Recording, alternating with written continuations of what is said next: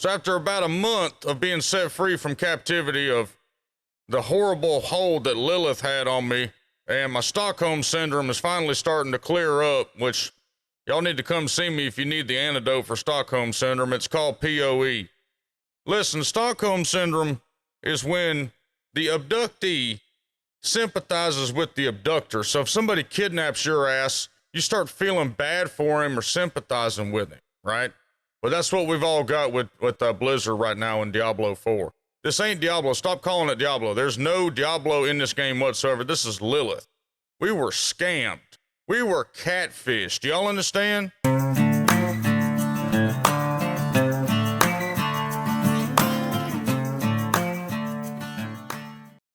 Catfished. How about y'all? You got Hawg? Thanks for stopping by.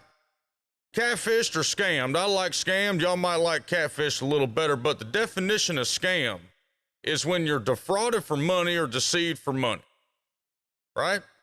So I started watching this kind of series I found on this channel called Catfished. Highly recommend y'all watch it. It's pretty badass. But there's this woman on there that she looks like real life Peggy Hill. And she honestly thinks that Dacker McCabery, I believe, or Dacker Montgomery, whatever the hell his name, Billy from Stranger Things, how about that, wants to be with her boyfriend and girlfriend. He actually convinces her to leave her husband and send him money. Why would you need to send a movie star money? Well, as silly as that sounds to us, I feel like we kind of got swept up in the same thing. I feel like we got scammed, catfished. If the game was free, we wouldn't have been scammed, but the game wasn't free. Well, it started off with one big lie from Joe Shelley talking about the closed beta back in November. Y'all remember that? I did a video covering it a few months ago right after it dropped. I was mad as hell. But they lied. Let's hear what I had to say. Now, as Diablo 4 marches towards its launch next year, we're excited to announce that we'll soon be entering a new testing phase, an endgame closed beta focused on everything that happens after you finish the Epic campaign.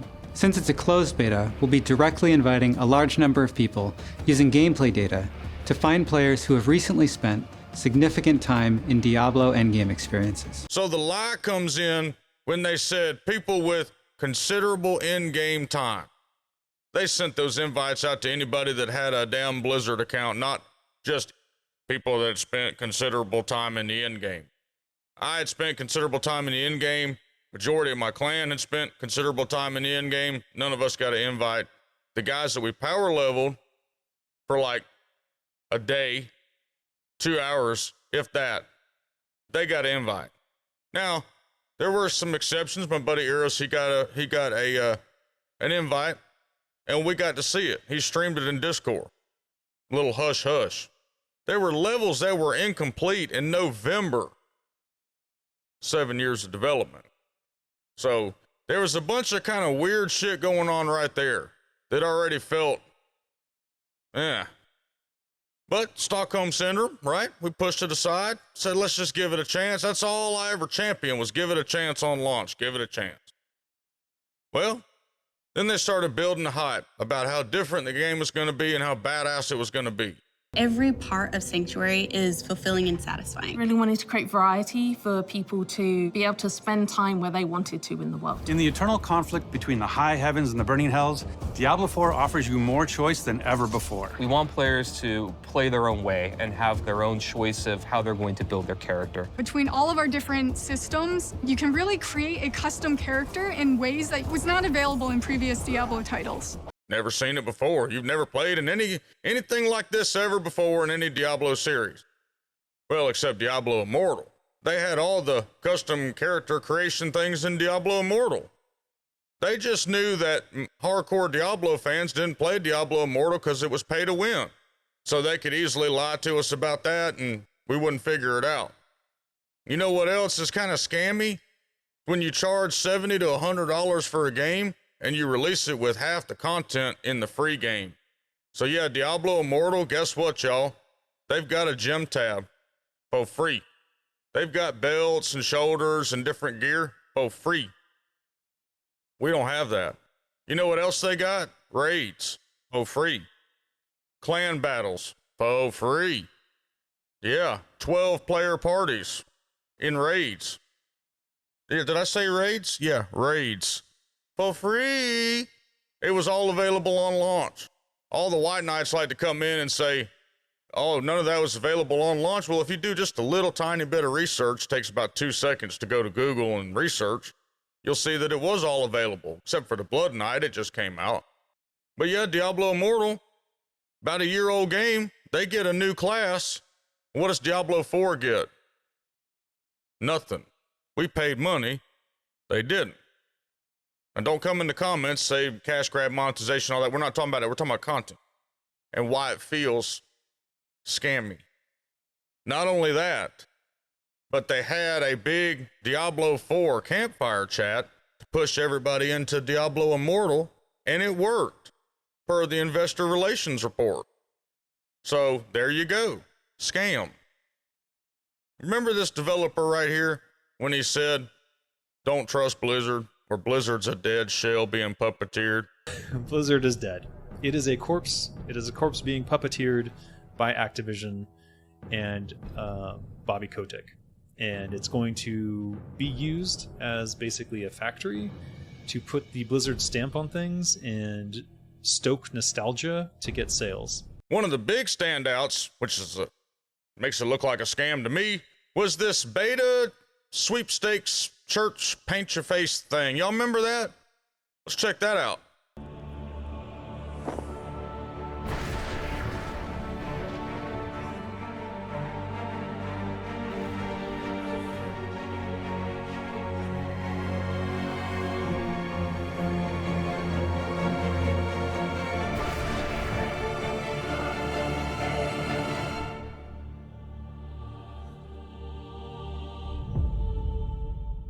So this was a sweepstakes that was released in March. I was highly interested in it because I wanted to get my face painted on the church. That never happened.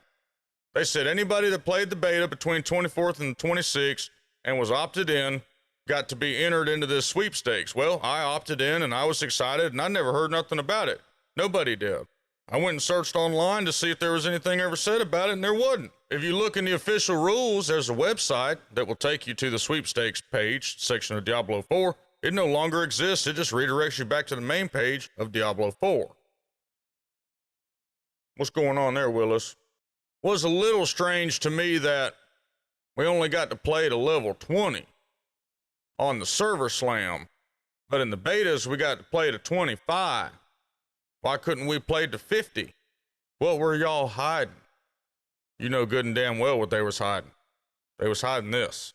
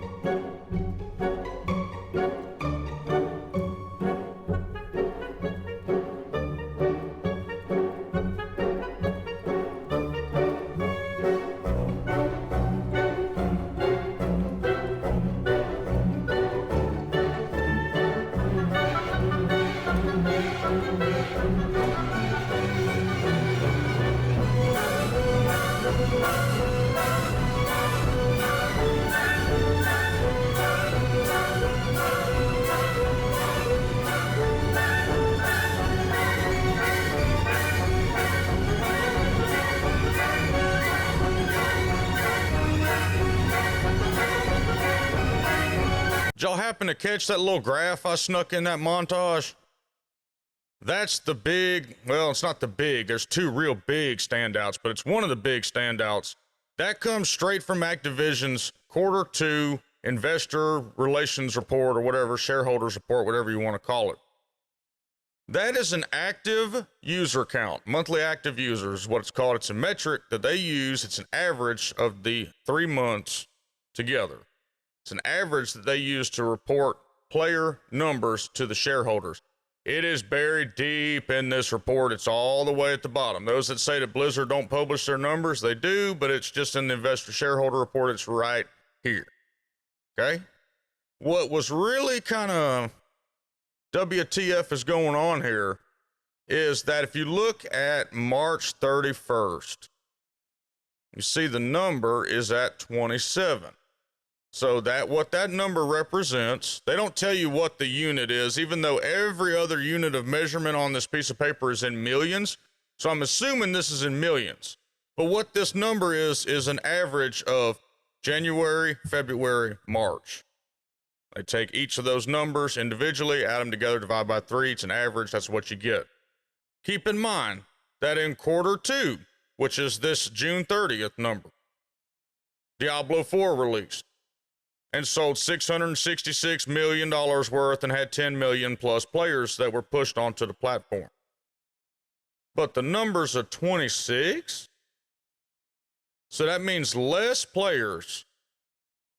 Even though you had 10 million influx in June, you still reported less players than you did in quarter 1, and less players, almost half of the players that you had in quarter 4, 2022. That's really confusing. I don't understand. That either means they had massive refunds and ain't saying anything, or they had a absolute huge exodus from all over the platform. I feel like that number should be higher, right? That should be about a 28, 29, if my Georgia public school math serves me correctly, which it probably don't. But even if everybody from the other games didn't log on to their same games that they've been playing and just went to Diablo 4, that number should be linear. I don't know. I'm not a numbers guy, but that right there is kind of an obvious thing. Maybe if somebody smarter can explain it in the comment. Then we move on to the Diablo 4 credits, where there's over 9,000 names. You know what this reminds me of? One of these scams where they tell you, they just convince you all of this shit to make you believe that this is really what you're buying, or it's really what they say it is, or whatever the case may be. The more that they can put credibility behind something, the better it is. So if I go to the Kentucky Derby and the number 1 horse takes a dump on the ground and I scoop it up and I sell it as just plain horse shit, no one's going to buy it. But if I dress it up and I put it in a pretty box and a pretty bag and a bow on it, people are going to start looking at it. And I'm going to say certified grade A horse shit. And they're going to go, damn, okay, hell yeah. But then if I say it's from runs around the track, Kentucky Derby winner, 10-time champion sired 19-hand horse, 18-time Kentucky Derby winner, certified grade A horse shit, that was cultivated by 9,000 of the Kentucky Derby's finest jockeys. You understand the kind of bullshit that I'm just piling on behind this. That would be people that like Kentucky Derby. They'd be like, oh, hell yeah. Well, it's the same thing. If you have some piece of shit and you just say it's a piece of shit, no one's going to buy it. But if you dress it up in this elaborate costume and you put this big ass hype behind it, and you get KFC and you get Megan Fox and you get everybody like my dumb ass out there just going hype rage, hype blind to the situation, telling everybody to chill out, let's wait till the game comes out, which I still think that is a fair thing to do before a game actually releases. I don't think it's fair to attack the game before it actually comes out and then we can have free for all. That's just me personally. But there's 2 names in the credits that stood out to me. I didn't dive real hard into it, but I got enough info to kind of get a bad taste in my mouth, and so that was enough. But we're going to look at these 2 names here. The first one is lead dungeon designer Adam Levy. So if we pull up his LinkedIn, and I'm about 95% sure this is him. I did some research. I can't find anybody else that could potentially, be who this is. I believe this is him. Blizzard's nowhere to be found on his LinkedIn at all. Nowhere. Did he sign an NDA with them to develop some shit behind the scenes and they didn't want anybody knowing, or what? I don't understand this. Now, it could very well be that I'm on the wrong page, but I doubt it. Maybe y'all can correct me in the comments. I'm sure y'all will. That was a little suspicious. So that led me into the next one that was real suspicious. Lead encounter designer, Jason Bentley. Now we go over to his LinkedIn, and on first look, no big deal. Works for Blizzard, la la la. Well, if you scroll down to his job before Blizzard, you see Vicarious Visions. What's the big deal, Hawg? Well, look what he worked on for Vicarious Visions. Diablo 4 World Encounter Boss. Why is that not worked on at Blizzard? That's outsourced to Vicarious Visions? So it's starting to make me think that a lot of this game was outsourced, and that's why we can't get immediate results and immediate fixes and all kind of stuff, because they're having to rely on outsourced partners to fix it. I don't know. Maybe that's tinfoil hat. Maybe not. It's just the feeling that I'm getting. And then, I'm forgetting the big kicker. How could I forget the fake-ass developer video? But I got news for y'all. It ain't the only one. There's two more before it. We just missed them. And they both are faking it. None of their controllers are on in any of the three videos. None of the button mashing matches up with any of the three videos. I mean, in the last one that we saw with the two ladies, which, just a little disclaimer, I feel like we've been a little harsh on Miss Denny there. Like, y'all, I went back and looked at her qualifications. That lady's a badass. We have to give her, like, I like being fair to folks. We need to be fair to Miss Denny. She worked for Obsidian since 2004. She worked on Fallout New Vegas. She worked on all of the expansions. She worked on Outer Worlds, a bunch of other badass games. I went and creeped her on LinkedIn. She is qualified to do the job, so I was wrong about, saying that she wasn't a dev. Obviously she has a really, really nice resume, and so I just wanted to throw that in there. But we did see that they weren't playing either. Their eyes aren't tracking. When you play a video game and your eyes are looking at stuff on the screen, your eyes will move. Your eyes ain't gonna be zombie style, just staring straight ahead like that. So it's really hard for someone like me to not see it as a scam. See, because I've been fucked over a lot in my life. I'm not one of these guys that, one of my cousins told me one time, always see the good in people. Well, when you've been somebody that's had a knife stabbed in your back most of your life, because you used to see the good in folks all the time, that's really hard to do anymore. So I know that's kind of a cynical outlook on life, but it's just my life experience. I've been burned a bunch of times, so I'm a little bit more cautious, and I like to look a little deeper past the surface, because there are dishonest people out there, and majority of companies, they don't give a shit. We don't give a shit!